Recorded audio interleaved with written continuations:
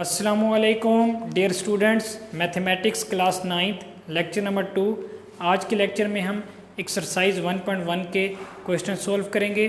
Dear students, question number 1 है हमारे पास, find the order of the following matrices. हमारे पास मैट्रिसेस गिवन है, हमने इनका आर्डर फाइंड करना है। फर्स्ट हमारे पास एक ए मैट्रिक्स है, इस मैट्रिक्स का हमने आर्डर बताना है। डियर स्टूडेंट्स, आर्डर का मैंने आपको बता दिया था। आर्डर का मतलब है एक मैट्रिक्स में रो और कॉलम की तादाद। तो डियर स्टूडेंट्स, आपको ये भी बताया था कि जो हॉरिजेंटल एंट्रीज होती हैं उसको रो बोलते हैं और जो वर्टिकल एंट्रीज होती हैं उसको कॉलम बोलते हैं। तो इस मैट्रिक्स में ये रो 1 है और ये क्या है, रो 2। ये कॉलम 1 है, ये कॉलम 2। तो इस मैट्रिक्स का आर्डर होगा, order of matrix, order of A is 2/2। इस मैट्रिक्स का आर्डर है, 2 रोज हैं 2 कॉलम है। नेक्स्ट हमारे पास बी मैट्रिक्स है, इसमें भी बिल्कुल सेम एज इट इज, रो 1 रो 2। ये हमारे पास कॉलम 1 कॉलम 2। तो इस मैट्रिक्स का आर्डर हमारे पास क्या है, order of B is 2/2। Next हमारे पास सी मैट्रिक्स है। सी मैट्रिक्स में ये horizontal entries, row 1 column 1 column 2। तो इस मैट्रिक्स का आर्डर हमारे पास है, 1 रो है तो लिखेंगे order of C is 1/2। Next हमारे पास डी मैट्रिक्स है। इस मैट्रिक्स में ये रो 1 है, रो 2 रो 3 और ये कॉलम 1 है। तो इस मैट्रिक्स का आर्डर क्या लिखेंगे, order of D is 3/1। Dear students, हमने A B C D matrix का आर्डर लिख लिया है। नेक्स्ट हमारे पास ई मैट्रिक्स है, इस मैट्रिक्स का आर्डर बताते हैं। ये हॉरिजेंटल एंट्रीज हैं, रो 1 रो 2 रो 3। ये हमारे पास है कॉलम 1 कॉलम 2। तो डियर स्टूडेंट्स, इस मैट्रिक्स का आर्डर क्या होगा, 3 रोज हैं, हम लिखेंगे order of E is 3/2। Next हमारे पास एक एफ मैट्रिक्स है, इसमें रो भी 1 है कॉलम भी 1 है। तो इस मैट्रिक्स का आर्डर हमारे पास होगा, आर्डर ऑफ एफ इज 1/1, 1 रो है 1 कॉलम है। नेक्स्ट हमारे पास जी मैट्रिक्स है, इस मैट्रिक्स में 3 रोज हैं, ये रो 1 है रो 2 रो 3 कॉलम भी 3 हैं, कॉलम 1 कॉलम 2 कॉलम 3। तो डियर स्टूडेंट, इस मैट्रिक्स का आर्डर लिखेंगे, order of G is 3/3। Next हमारे पास एच मैट्रिक्स है, इसमें 2 रोज हैं, ये रो 1 है ये रो 2 है, ये कॉलम 1 है कॉलम 2 कॉलम 3। तो इस मैट्रिक्स का आर्डर हम लिखेंगे, आर्डर ऑफ एच इज 2 रोज हैं 3 कॉलम हैं। तो डियर स्टूडेंट्स, हमने क्वेश्चन नंबर 1 किया, इसमें हमने क्या सीखा है, मैट्रिक्स का आर्डर। अब हम नेक्स्ट क्वेश्चन की तरफ जाते हैं। डियर स्टूडेंट्स, क्वेश्चन नंबर 2 है हमारे पास, which of the following matrices are equal. हमारे पास मैट्रिसेस गिवन है, अब हमने चेक करना है कि कौन कौन सी मैट्रिक्स आपस में इक्वल है। मैंने आपको लेक्चर 1 में इक्वल मैट्रिसेस को डिफाइन करवाया था। इक्वल मैट्रिक्स कब होगी, जब 2 कंडीशन फुलफिल होंगी। पहली कंडीशन ये थी कि दोनों मैट्रिक्स का आर्डर सेम होना चाहिए, और दूसरी कंडीशन ये थी कि their corresponding entries are equal, entries भी सेम होनी चाहिए। अब हमारे पास मैट्रिसेस गिवन है, हम चेक करते हैं कौन कौन सी मैट्रिक्स आपस में इक्वल हैं। तो dear students, first A matrix, अब इसको चेक करते हैं ए मैट्रिक्स किस मैट्रिक्स की इक्वल है। तो ए मैट्रिक्स का ऑर्डर चेक करें तो रो भी 1 है, रो भी 1 है और कॉलम भी 1 है। तो चेक करते हैं किस मैट्रिक्स का रो 1 और कॉलम 1 है। तो बी भी नहीं है, सी मैट्रिक्स चेक करें। 5 - 2 3 इंट्रीज भी सेम हो जाएगी और इसका ऑर्डर भी क्या है, रो 1 है और कॉलम 1 है। तो हम लिखेंगे ए जो मैट्रिक्स है वो सी मैट्रिक्स की इक्वल है। नेक्स्ट है बी मैट्रिक्स। बी मैट्रिक्स को चेक करते हैं। 3 5 चेक करें, 3 5 कहीं भी नज़र नहीं आ रहा हमें, यहाँ नज़र आ रहा है, देखें आई में 3 और 5। अब इसका ऑर्डर भी 1 रो 2 कॉलम है, इसका ऑर्डर भी 1 रो 2 कॉलम है। तो हम कहेंगे जो बी मैट्रिक्स है वो आई मैट्रिक्स की इक्वल है। नेक्स्ट सी भी हो गया। अब डी मैट्रिक्स को चेक करते हैं। 5 और 3, 5 3 कोई भी नहीं है, तो जो डी मैट्रिक्स है वो किसी मैट्रिक्स की इक्वल नहीं है। नेक्स्ट है ई मैट्रिक्स। 4 0 6 2, एच में देखें 4 0 6 2। इसके अलावा देखें जे में चेक करें 2 + 2 4, 2 - 2 0, 2 + 4 6, 2 + 0 2। तो 4 0 6 2 ई मैट्रिक्स, एच मैट्रिक्स और जे मैट्रिक्स आपस में इक्वल। हम क्या लिखेंगे, ई मैट्रिक्स इक्वल है एच मैट्रिक्स इक्वल है जे मैट्रिक्स। नेक्स्ट है एफ मैट्रिक्स। 2 6 3 - 1 2, 3 + 3 6।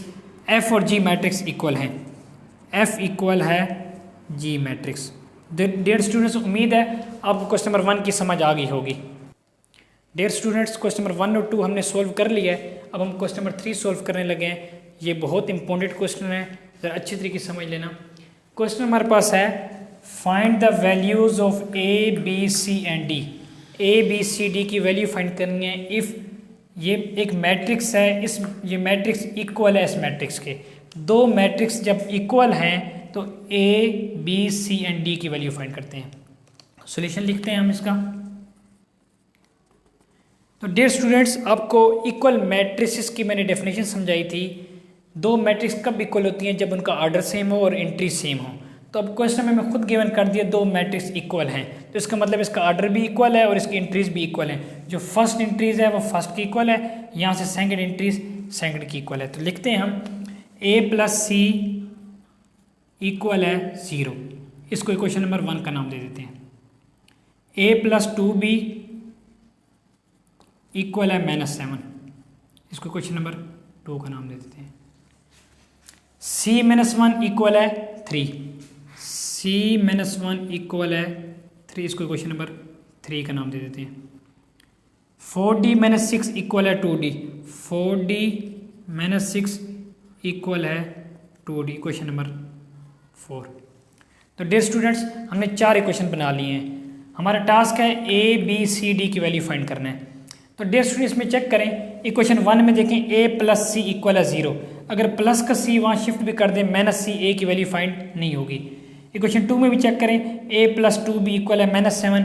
अगर +2b वहाँ शिफ्ट कर दें फिर भी a की वैल्यू या b की वैल्यू फाइंड नहीं होगी। तो क्वेश्चन नंबर 3 में देखें c - 1 इक्वल टू 3 लिखा हुआ है। तो अगर -1 को राइट साइड पे शिफ्ट कर दें तो c की वैल्यू आ जाएगी। तो सबसे पहले हम लिखेंगे from equation 3। From equation 3 equation है c - 1 इक्वल है 3।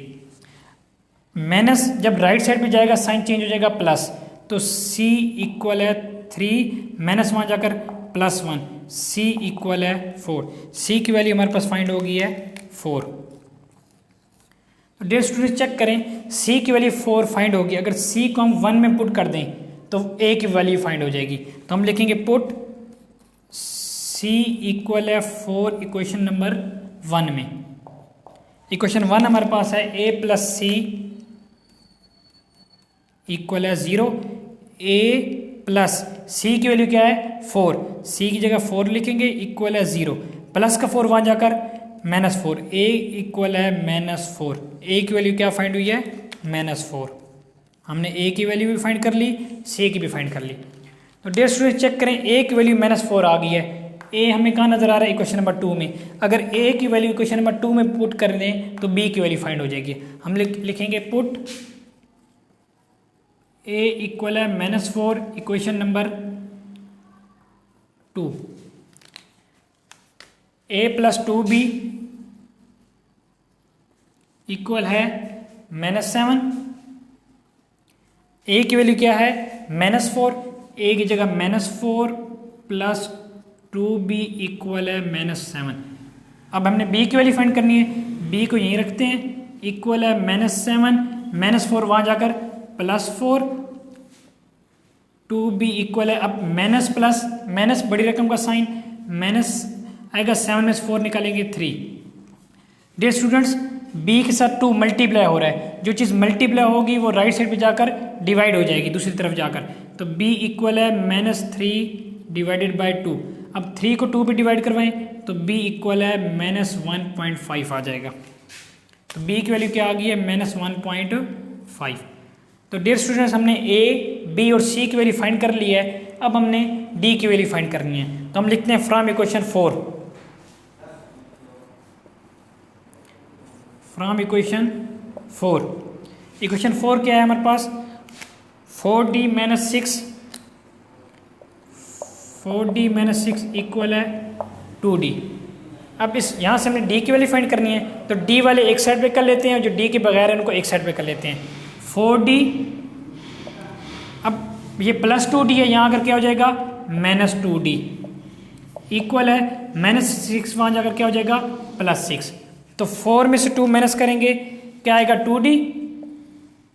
2d इक्वल है 6, d इक्वल है, अब 2 मल्टीप्लाई हो रहा है, नीचे आकर क्या होगा डिवाइड, कटिंग होगी 2 3 जा, d की वैल्यू क्या फाइंड हो जाएगी, d इक्वल है 3। तो हम लिखेंगे हैंस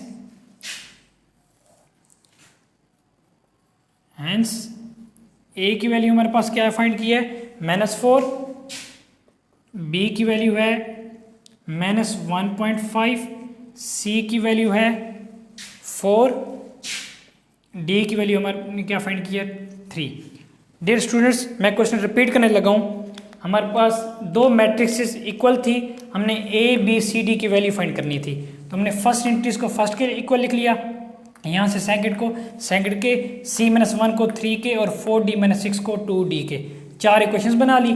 सबसे पहले हमने इक्वेशन नंबर 3 को पिक किया, -1 वहाँ जाकर +1, c की वैल्यू 4 फाइंड हो गई।